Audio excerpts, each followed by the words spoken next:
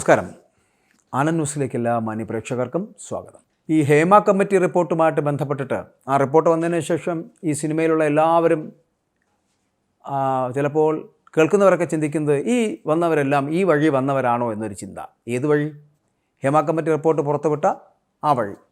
അപ്പോൾ അങ്ങനെയുള്ള ചിന്ത ജനങ്ങൾക്കിടയിൽ ഉണ്ടായിട്ടുണ്ട് എന്നുള്ള കാര്യത്തിൽ സംശയമില്ല. അപ്പോൾ അതിനെതിരെ പലതരത്തിലുള്ള പ്രതികരണങ്ങൾ പല ആർട്ടിസ്റ്റുകളും നടത്തുന്നുണ്ട്. ഇപ്പോൾ ഇവിടെ നടി പ്രിയങ്ക എന്ന് പറയപ്പെടുന്ന ഒരു നടി, ആ നടി പറയുന്നത്, അവരുടെ പ്രതികരണം എന്ന് പറയപ്പെടുന്നത് ആരുടെയൊക്കെയോ ഉറക്കം കെടുത്താൻ പോകുന്നതാണ് എന്ന് പറയേണ്ടിയിരിക്കുന്നു. കാരണം അവർ യഥാർത്ഥത്തിൽ ആരാണ് പ്രതി എന്ന് പറഞ്ഞിട്ടില്ല, എന്നാൽ തന്നെ ശല്യം ചെയ്തിട്ടുണ്ട് എന്ന് പറയുന്നുണ്ട്. അങ്ങനെ ശല്യം ചെയ്തു എന്ന് പറയപ്പെടുന്ന ഒരാളെക്കുറിച്ച് വളരെ കൃത്യമായി പറയുമ്പോൾ അദ്ദേഹം ചില കേസുകളിൽ അകപ്പെട്ട വ്യക്തിയാണ് എന്നുള്ള സൂചനകൾ കൂടി നടത്തുന്നു. അത് ഇപ്പോഴത്തെ കേസുകളിൽപ്പെട്ട ആളാണോ അതോ മുൻപുള്ള കേസുകളിൽപ്പെട്ട ആളാണോ എന്നൊക്കെ ഞാൻ വീണ്ടും പുറത്ത് വെടിപൊട്ടിക്കാമെന്നൊക്കെ പ്രിയങ്ക പറഞ്ഞു വെക്കുന്നുണ്ട്. അതായത് ഒരിക്കൽ അവർ പറയുന്നുണ്ട്, ഒരാൾ ശല്യം ചെയ്യാൻ വന്നിട്ടുണ്ടെങ്കിൽ അവരെ കൈകാര്യം ചെയ്യുവാനുള്ള കരുത്തൊക്കെ തനിക്കുണ്ട് എന്ന് പറയുന്ന പ്രിയങ്കയാണ് കഴിഞ്ഞ ദിവസം മാധ്യമങ്ങളിലൊക്കെ കാണാൻ കഴിഞ്ഞത്. അങ്ങനെ ചെയ്തിട്ടുണ്ട് എന്നും പറയേണ്ട കാര്യം പറയേണ്ട സമയത്ത് പറയും പോലെ പറയുമെന്നും ഇപ്പോൾ പറയാത്തത് ഈ പറയുന്ന ആൾക്കാർക്കൊക്കെ ഒരു ഫാമിലി ഉണ്ടെന്നും അവരെയൊക്കെ താൻ ബഹുമാനിക്കുകയാണ് എന്ന് പറയുന്നത് കൊണ്ടാണ് തുറന്നു പറയാത്തത് എന്നാണ് നടി പ്രിയങ്ക പങ്കുവച്ചിരിക്കുന്നത്. അതായത് സിനിമയിൽ അവർക്കും ഈ പറഞ്ഞ പോലെ മോശം അനുഭവങ്ങൾ ഉണ്ടായിട്ടുണ്ട് എന്ന് തന്നെയാണ് പ്രിയങ്ക വെളിപ്പെടുത്തുന്നത്.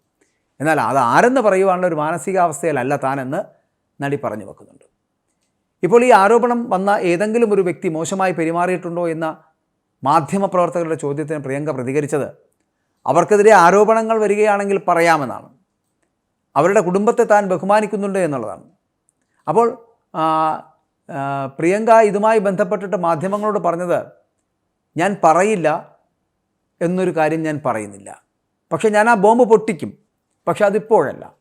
ഞാൻ ആ സത്യം പറയാം, പക്ഷേ എനിക്കതിപ്പോൾ പറയാൻ ആരെയും പേടിയില്ല, പക്ഷേ ഇപ്പോൾ ഞാൻ പറയുന്നില്ല എന്നാണ്. അതായത് ആപത്ത് സമയത്ത് ഒരാളും തന്നെ സഹായിച്ചിട്ടില്ല എന്നും അപ്പോൾ തനിക്ക് പറയണമെങ്കിൽ ഇത് പറയാമായിരുന്നു എന്നും ഞാൻ ആരുടെയും ചിലവിലല്ല ജീവിക്കുന്നത് എന്ന് പറയാൻ കാണിക്കുന്ന അതേ തൻ്റെ ഇടം എന്തുകൊണ്ട് പേര് പുറത്ത് പറയുവാൻ പ്രിയങ്ക കാണിക്കുന്നില്ല എന്ന് ചോദിക്കുമ്പോൾ അതിനവർ പറയുന്നത് അവരുടെ കുടുംബത്തെക്കുറിച്ച് ഓർത്തിട്ടാണ്. കൊള്ളാം, നല്ലതാണ്. പക്ഷേ സ്വന്തം ജീവിതം തകർത്തവരുടെ കുടുംബത്തെക്കുറിച്ച് ആലോചിക്കേണ്ട കാര്യമുണ്ടോ എന്ന് ചിന്തിക്കുക. അപ്പോൾ നമ്മളെ ഒരാൾ ഡിസ്റ്റർബ് ചെയ്താൽ അല്ലെങ്കിൽ അങ്ങനെ ഡിസ്റ്റർബ് ചെയ്യാൻ വന്നാൽ അതിനെ നേരിടാനുള്ള കരുത്ത് തനിക്കുണ്ട് എന്നവർ പറയുമ്പോഴും ആ തരത്തിലൊക്കെ താൻ കൈകാര്യം ചെയ്തിട്ടുണ്ടെന്ന് പറയുമ്പോഴും എന്തുകൊണ്ടാണ് തന്നെ ശല്യം ചെയ്ത ഒരാളെക്കുറിച്ച് കൃത്യമായി പറയാതിരിക്കുന്നത് എന്നുള്ളതാണ്. ഹേമ കമ്മിറ്റി റിപ്പോർട്ട് വന്നതിന് ശേഷം സിനിമയിലുള്ള എല്ലാവരുടെയും ഒരു ചോദ്യമെന്ന് പറയപ്പെടുന്ന എല്ലാവരും ഈ വഴി വന്നവരാണോ എന്നൊരു ചിന്ത സാധാരണ നമ്മുടെ ജനങ്ങൾക്കിടയിൽ ഉണ്ടായിട്ടുണ്ട് എന്നുള്ള കാര്യത്തിൽ സംശയമില്ല. അതിനെതിരെ ആർട്ടിസ്റ്റുകളൊക്കെ പ്രതികരണവുമായിട്ടൊക്കെ എത്തുന്നുമുണ്ട്. അപ്പോൾ ജനങ്ങൾ മുഴുവൻ അങ്ങനെയാണ് ചിന്തിക്കുന്നത്. ആർട്ടിസ്റ്റുകൾ എല്ലാവരും വലിയൊരു പത്രസമ്മേളനം വിളിക്കേണ്ടതുണ്ട് എന്നും കല്ലറിയാത്തവർ ഉണ്ടെങ്കിൽ ധൈര്യമായിട്ട് വരട്ടെ എന്നും ഞാൻ അവരോട് ഇരുന്ന് കാര്യങ്ങൾ പറയാമെന്നും പറയുന്ന തരത്തിലുള്ള വാദഗതികളൊക്കെ പ്രിയങ്ക മുന്നോട്ട് വെക്കുന്നുണ്ട്. കാരണം എനിക്കൊരു കല്ലേറും കിട്ടിയിട്ടില്ല, അതുകൊണ്ട് തന്നെ ഞാൻ ധൈര്യമായിട്ടിരിക്കാൻ കഴിയുമെന്ന് പറഞ്ഞ എറിഞ്ഞ ഒരാളുണ്ടെങ്കിൽ അവരോട് ഞാൻ കാര്യം പറയാൻ തയ്യാറാണെന്ന് പറയുകയാണ്. അതായത് തനിക്കൊരു പ്രശ്നവുമില്ല, ആ കാര്യത്തിൽ അങ്ങനെ കുറച്ചുപേർ വളരെ ബോൾഡായിട്ട് ജനങ്ങളോട് ചില കാര്യങ്ങൾ പറയണമായിരുന്നു. അത് പറയാത്തത് തെറ്റാണ് എന്നും ഈ കാര്യങ്ങളിലൊക്കെ സ്ത്രീകൾ അവരുടെ വികാരങ്ങൾ പ്രകടിപ്പിക്കേണ്ടതുണ്ട്, പ്രതിഷേധങ്ങൾ അറിയിക്കേണ്ടതുണ്ട്.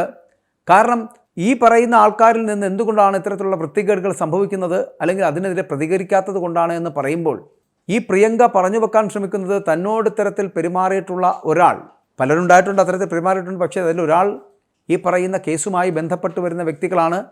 ആ വ്യക്തിക്ക് കുടുംബമുള്ളതുകൊണ്ട്, ഒരു ഫാമിലി ഉള്ളതുകൊണ്ട്, ആ ഫാമിലിയെ സ്നേഹിക്കുന്നുള്ളതുകൊണ്ട് ഞാനിപ്പോൾ അതിനെക്കുറിച്ച് പറയുന്നില്ല എന്ന് പറഞ്ഞു വെക്കുവാൻ പ്രിയങ്ക ശ്രമിക്കുമ്പോഴും പ്രിയങ്കയുടെ ചില വാദങ്ങളുണ്ടായിരുന്നു. മുമ്പ് ഈ നടി കാവേരിയുമായിട്ടൊക്കെ ബന്ധപ്പെട്ട് വരുന്ന കേസ്, ആ കേസിന് പിന്നിൽ ആരാണെന്ന് ചോദിച്ചാൽ ക്രൈം നന്ദകുമാറാണെന്നാണ് പ്രിയങ്ക പറയുന്നത്. കാവേരിയുടെ അമ്മ പ്രിയങ്കയ്ക്കെതിരെ പരാതി നൽകിയിരുന്നു.